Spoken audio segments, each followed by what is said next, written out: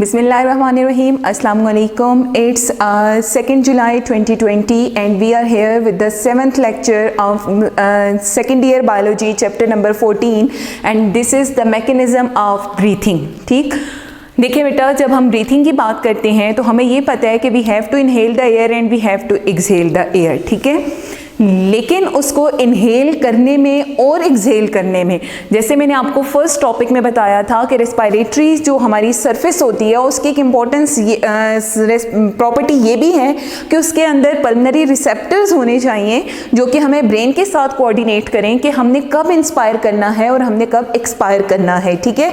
सो उसी मैकेनिज्म को अगर हम देखें तो इसका मतलब है कि ब्रेन और लंग्स दोनों साथ साथ चल रहे होते हैं, उनके दरमियान में कोऑर्डिनेशन हो रही होती है जिसकी वजह से हम इंस्पायर या एक्सपायर कर सकते हैं, ठीक है। So the first of all we have to discuss that which part of our body have to take part in the control of breathing, ठीक है। सो दिस इज द पहली बात तो ये कि हम बोले हमारे पास जो कंट्रोल है ब्रीथिंग का वो दो तरह से हो सकता है, एक वॉलेंट्री कंट्रोल होता है और एक इनवॉलेंट्री कंट्रोल होता है। वॉलेंट्री एक्शंस आपको पता है कि these are those action which are done by the will of person, ठीक है। आप चाहेंगे तो आपसे होगा, अगर आप नहीं चाहते तो आप ना करें, ठीक है। लेकिन जो इनवॉलेंट्री कंट्रोल्स होते हैं उनमें आपकी कोई विल नहीं होती, you have to done them automatically, ठीक है। उसमें आपका चाहना ना चाहना कोई अहमियत नहीं रखता, वो हर सूरत होना है क्योंकि वो ऑटोमेटिक रिएक्शंस हैं, ठीक है। सो इसी तरह जो हमारी ब्रीथिंग है ये भी ऑटोमेटिक भी हो सकती है और हमारे अंडर विल भी हो सकती है, ठीक है। आप कुछ देर के लिए अपने सांस को रोक के रख सकते हैं, कुछ देर के लिए आप लंबी सांस भी ले सकते हैं, ठीक है। सो इट मीन्स के breathing can be voluntary which is done और which is controlled by the cerebral cortex.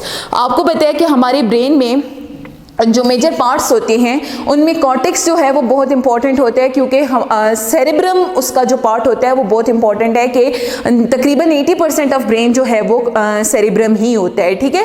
तो सेरेब्रम का पार्ट सेरेब्रल हेमिस्फीयर जो होते हैं जिनको आप टू सेरेब्रल हेमिस्फीयर में डिवाइड भी करते हैं वो सेरेब्रल कॉर्टेक्स का पार्ट है जो कि वॉलेंट्री कंट्रोल करेंगे जब आप अपनी विल के मुताबिक अपनी इंस्पायरेशन या एक्सपायरेशन को एक्सटेंड कर सकते हैं, ठीक। बट इट इज श्योर कि ये फॉर सम टाइम बीइंग होता है, इतना ज़्यादा देर तक आप इसको सस्टेन नहीं कर सकते, ठीक है। Then we have involuntary control and for involuntary control we have medulla oblongata that is the central control house of the breathing, ठीक है। जो आपका वॉलेंट्री कंट्रोल होता है यानी जो आपका सेरेब्रल कॉर्टेक्स है वो भी खुद से कंट्रोल नहीं कर पाता, उसने जज करना है खाली और सिग्नल वो आपके मेडुला ऑब्लंगेटा को ही देगा, ठीक है। सो हम ये कह सकते हैं कि जो हमारा मेन कंट्रोल होता है वो मेडुला ऑब्लंगेटा के थ्रू ही होता है, ठीक है। देन पोन्स हैं part of hind brain, medulla oblongata is also a part of hind brain and limbic system it is the part of fore brain, ठीक है। ये हम चैप्टर नंबर 17 में जाके डिस्कस करेंगे, बट तब तक आपने याद रखना है कि लिम्बिक सिस्टम जो होता है ये फोर ब्रेन का पार्ट है और मेडुला ऑब्लंगेटा और पोन्स जो होते हैं ये हाइंड ब्रेन का पार्ट होते हैं, ठीक है। ये सारे जो हमारे ब्रीथिंग को कंट्रोल करते हैं this is the involuntary control, but voluntary control is again under the control of involuntary control। अच्छा, ये बात याद रखिएगा। Then we have reflex arc. अब देखिए हम जब इनवॉलेंट्री एक्शन की बात करते हैं तो रिफ्लेक्स एक्शन के बारे में आपने पढ़ा होगा कि कोई भी इनवॉलेंट्री एक्शन जो कि आपकी body under the control of brain और स्पाइनल कॉर्ड परफॉर्म करती है उसको रिफ्लेक्स एक्शन कहते हैं, ठीक है। सो यहाँ पे जो आपका रिफ्लेक्स आर्क है उसमें क्या क्या चीजें होती हैं, यानी reflex action is done by the mean of reflex arc, ठीक है। So this reflex arc contain receptors, control house and then effectors, ठीक है। पता है बेटा आपको रिसेप्टर्स में यूजुअली हमारे पास सेंसरी न्यूरॉन्स होते हैं जिन्होंने सिग्नल को गेन करना होता है या स्टिमुलस को रिसीव करना होता है, वो कंट्रोल हाउस को देते हैं। कंट्रोल हाउस आपके पास अब इस दोनों हो सकते हैं, वॉलेंट्री कंट्रोल में भी आ सकते हैं और इनवॉलेंट्री कंट्रोल में भी हो सकता है, ठीक है। सो यहाँ हम ब्रेन लिख देते हैं कि ब्रेन के पार्ट्स जो हैं वो कंट्रोल हाउस हैं, ठीक। देन इफेक्टर्स, ब्रेन जो है वो सिग्नल डिलीवर करता है इफेक्टर्स को by mean of motor nerves. यहाँ पे आपको पता है कि मोटर नर्व्स जो हैं वो सिग्नल देती हैं और इफेक्टर्स जो हैं वो फाइनली आपके पास शो करते हैं response. So this is the reflex action actually that is done by the reflex arc, and reflex arc contain receptors, control house and then effectors. Okay, so अब जो हमारे पास first reflex arc का component है that is receptor. So receptors ने क्या करना होता है, they detect the stimulus.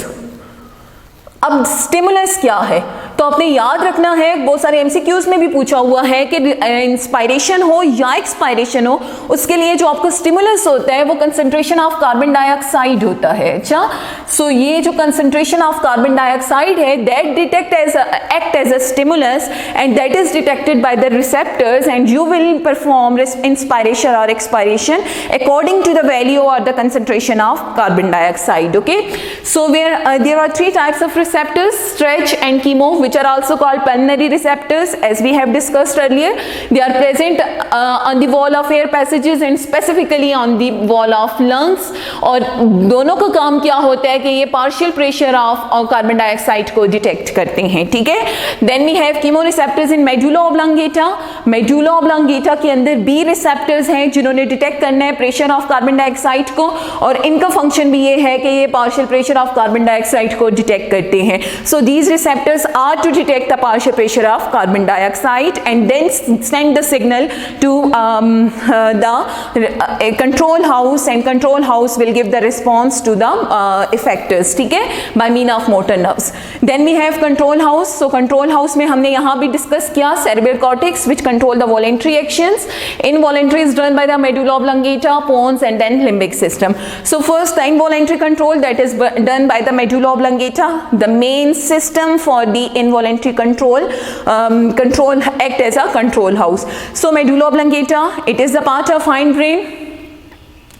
आपको पता है मेडुला ऑब्लोंगेटा का रोल ये होता है कि ये ब्रेन को स्पाइनल कॉर्ड के साथ कनेक्ट करता है। ठीक है, so part of the hind brain and it contain 3 lobes. If you can see here, तो यहाँ पे अगर हम स्पाइनल कॉर्ड की बात करें तो फर्स्ट जो पार्ट हमारे पास आएगा दिस इज मेडुला ऑब्लोंगेटा। ठीक है, so the medulla oblongata contain the 3 lobes. ठीक है, एक रेड में जो मैं आपको शो कर रही हूँ दिस इज डॉर्सल, ब्लैक में लेटरल एंड ब्लू में ventral. So the medulla oblongata is divided into 3 lobes and each of these lobes perform a specific function. ठीक है, and what are these functions? So dorsal and lateral they both are meant for expiration, यानी ये दोनों जो lobes हैं ये दोनों क्या कर रही हैं? expiration, removal of carbon dioxide. ठीक है, and ventral is mean for inspiration, यानी आप ये भी कह सकते हैं कि dorsal and lateral prevent the inspiration and ventral performs the inspiration, while dorsal and lateral perform the expiration and prevent the inspiration by ventral. ठीक है, so sorry dorsal and lateral perform the expiration and prevent the inspiration while ventral perform the inspiration. Okay, then we have pons next to medulla oblongata. Part of the hind brain is pons. Pons contain 2 parts, और ये कह सकते हो कि concentration of Nucleya ganglia होते हैं यहाँ पे। जो कौन कौन से पार्ट्स हैं, ब्लैक में शो किया है बेटा एपनोस्टिक एंड ब्लू में शो किया है फ्यूमोटेक्सिस। ठीक है, these both take part in the breathing और respiration in which the pneumotaxic is for expiration and apneustic is for inspiration. Okay, so these are the part of the hind brain which take part in the control of breathing. Then we have limbic system and cerebral cortex. They both are the part of forebrain. Okay, so in limbic system we have amygdala. Amygdala is also known as emotional brain. ठीक है, so this is called emotional brain. Now आप देखो कि जब आपके emotions up and down होते हैं तो आपकी ब्रीथिंग के ऊपर इफेक्ट पड़ता है। ठीक है, so the rate of breathing can be increase or it can be decrease according to the emotions and that is done by the amygdala which is the part of limbic system. Okay, then we have cerebral cortex, and cerebral cortex is the part of cerebrum, and cerebrum is divided into cerebral hemispheres.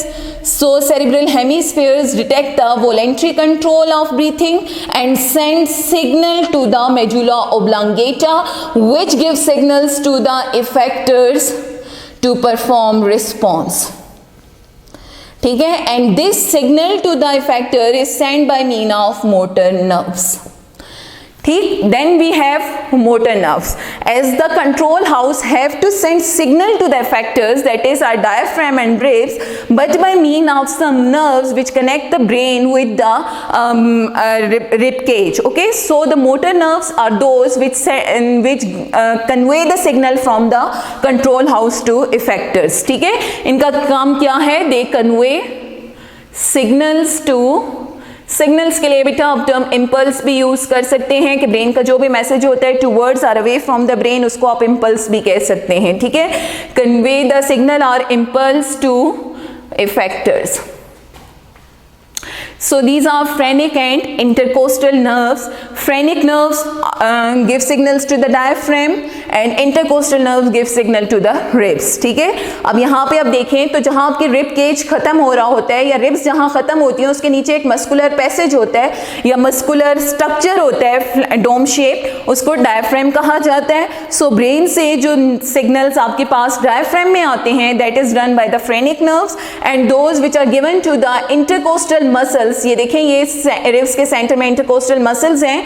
So the intercostal nerves give signal to the ribs, actually the intercostal muscles. ठीक है, then we have effectors. So effectors are diaphragm and ribs which gain the signal from the motor nerves from the control house and show the response. Okay, now what response they have to show? So it is according to the stimulus.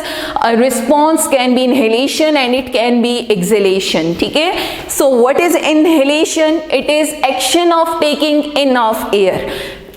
आप air को inhale कर रहे हो, this is inhalation, और air को अगर आप Excel कर रहे हैं तो दिस इज एक्सेलेशन. ठीक है, फिर उसके बाद है डायफ्राम मसल्स. तो डायफ्राम मसल्स आपने याद रखना है जितनी भी कॉन्ट्रैक्शन होती है, कॉन्ट्रैक्शन की वजह से साइजेस हमेशा इंक्रीज होते हैं और जितनी भी रिलैक्सेशन होती है उससे साइज हमेशा डिक्रीज होता है. जब आप मसल कॉन्ट्रैक्ट की बात करेंगे तो देखें अगर आपका सपोज ये मसल है और ये कॉन्ट्रैक्ट हो रहा है तो इसके कॉन्ट्रैक्ट होने से वो जगह एक्सपेंड होगी. ठीक है, लेकिन अगर वो रिलैक्स हो रहा है वापस मुड़ के तो वो जगह जो है वो डिक्रीज हो जाएगी, उसका वॉल्यूम कम हो जाएगा. ठीक है, सो याद रखिएगा बेटा कि जब भी हम डायफ्राम के मसल्स की बात करेंगे तो जब इनहेलेशन होगी तो डायफ्राम के मसल्स कॉन्ट्रैक्ट होंगे. ठीक है, तो जब कॉन्ट्रैक्ट होंगे तो वो डाउनवर्ड हो जाएंगे और एक्सेलेशन होगी तो डायफ्राम के मसल्स जो हैं वो रिलैक्स हो जाएंगे. ठीक है, देन हमारे पास है डायफ्राम की शेप. देखें अगर डायफ्राम के मसल्स यहाँ पे अपनी ओरिजिनल पोजीशन में नहीं है यानी रिलैक्स फॉर्म में नहीं है, दे कॉन्ट्रैक्ट, तो जब ये कॉन्ट्रैक्ट होंगे तो ये अपनी पोजीशन से लोअर होंगे और इनकी जो शेप होगी वो क्या हो जाएगी, फ्लैटेंड हो जाएगी. ठीक है, so they get flattened by moving down. क्यों मूव डाउन होते हैं, क्योंकि इसके मसल्स रिलैक्स होते हैं. ठीक है, देन हमारे पास यहाँ पे अगर आप देखें तो डायफ्राम के मसल्स रिलैक्स हो रहे हैं यानी वापस अपनी पोजीशन पे जा रही हैं एक्सेलेशन के दौरान और ये इनहेलेशन हो गई. ठीक है, तो जब एक्सेलेशन में वापस अपनी पोजीशन पे जाएंगे तो डायफ्राम बिकम डोम शेप. ठीक है, उसकी शेप जो होगी वो अपनी ओरिजिनल शेप में आ जाएगा, डोम शेप हो जाएगा.